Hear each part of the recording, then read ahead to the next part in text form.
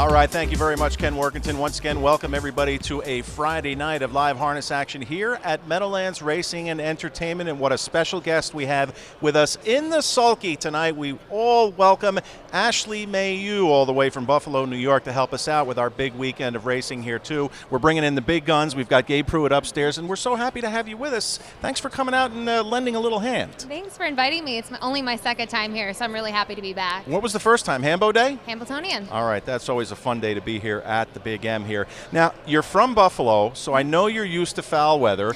We've all been desperately watching the radar here for the course of tomorrow night, but I don't have to worry about you because you're used to that, right? Yeah, we get a lot of snow. I can handle the rain, though, too. All right. I don't know about that Gabe Pruitt guy. He's either going to freeze or going to melt tomorrow night, but that's another story. We'll talk to him about that. Listen, what are you most looking forward to in checking out our back paddock and talking to some of our horsemen and owners tomorrow night? Do you have one person that you've got on your must interview list, or one horse that you can't wait to see race? I'm really excited about Amigo Volo. I've been really impressed with him so far this year, and I think he's only getting better, and I think next year will be a really good sign, too.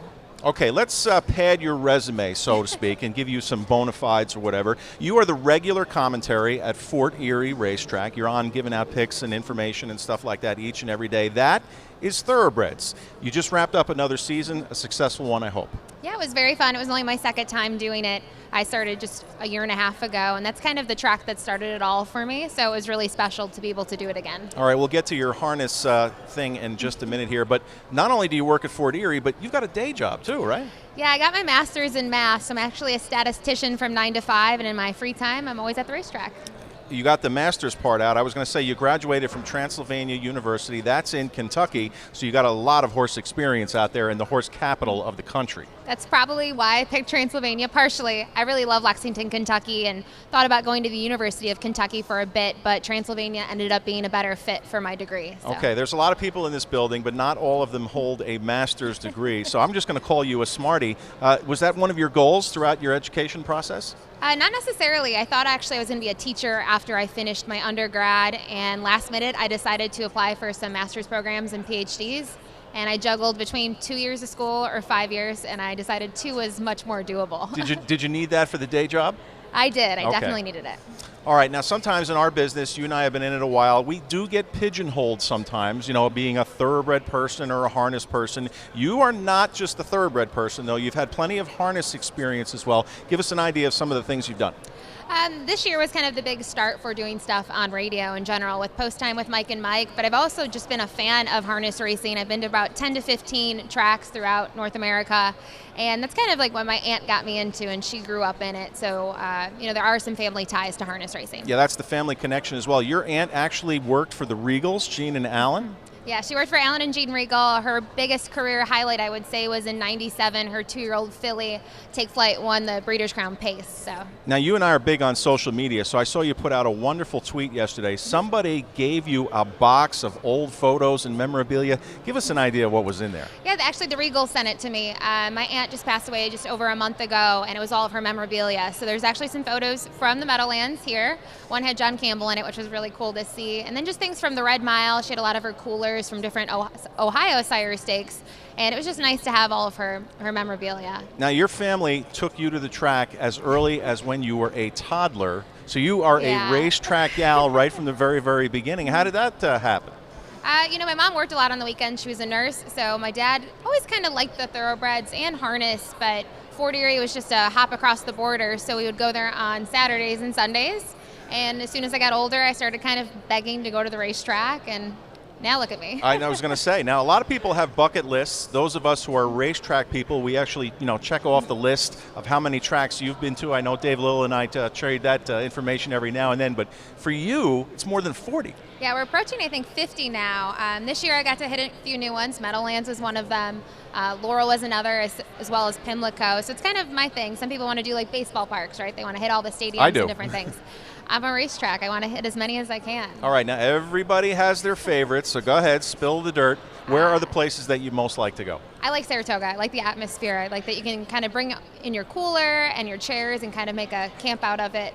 And that's probably one of my favorites. I love Woodbine's turf course. I think Keeneland's a very unique experience. So that's probably my top 3. Okay, you have done a lot of, I guess we'll call it freelance work in the business, both for thoroughbred and harness here. But I got to watch you sitting on my couch before coming to work on a Saturday. Not too long ago, you were anchoring the TVG coverage of Maryland Million Day. That's a pretty big gig. It was crazy. It was kind of like everyone's dream, right? You always want to be on TVG, and actually to be there was kind of surreal. But I love Maryland racing, so to have the opportunity to represent it on TVG was very special. And you went to the Preakness once and worked?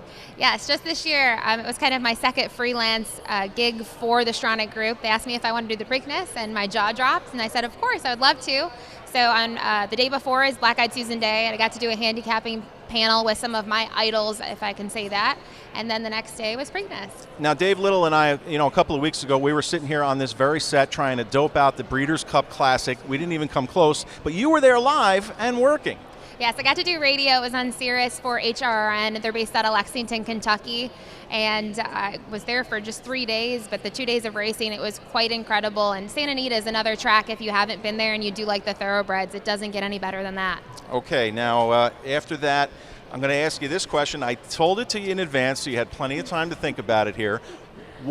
Who is the best horse that you've ever seen live? It could be a thoroughbred or a standardbred, and you had to think about it for quite some time. I did, because I think everyone has kind of a different definition of best. I think, people think of like American Pharoah. I got to see him, or I saw Justify win the Kentucky Derby live. But for me, I think the best horse, in my opinion, he might have not been the best on paper, but I really liked Funny Side, seeing him race. Obviously, I'm from New York, so I'm biased, but I got to see his last 2 wins, and they were at Woodbine as well as Finger Lakes, and I've never seen so many people crowd into Finger Lakes to see him.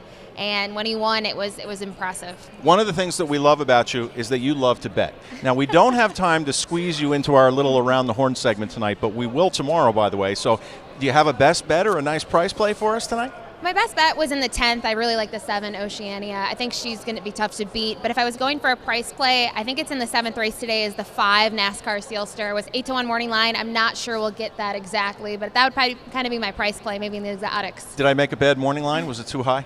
No, I'll take 8-1 all day. I hope so. Let's hope I'm right about that. Listen, Ashley, it's always a pleasure to talk to you. We are very, very excited and happy to have you with us this weekend. We're going to send you to the back paddock tonight to try and hook up with maybe 1 or 2 connections in advance of tomorrow's big card. Thanks again for joining us, and what a pleasure you are. Thanks so much. All right, there you have it, ladies and gentlemen. Ashley Mailloux, who will be with us throughout the weekend here, our biggest night of the fall meet at Meadowlands Racing and Entertainment. So that'll wrap up this edition of In the Sulky. We're going to take a quick time out. Mr. Dave Little, the Hall of Famer, will join me after that. We will take a look at that big card tomorrow night and one of our featured races coming up a little bit later. So, folks, stay with us. We'll be right back after this.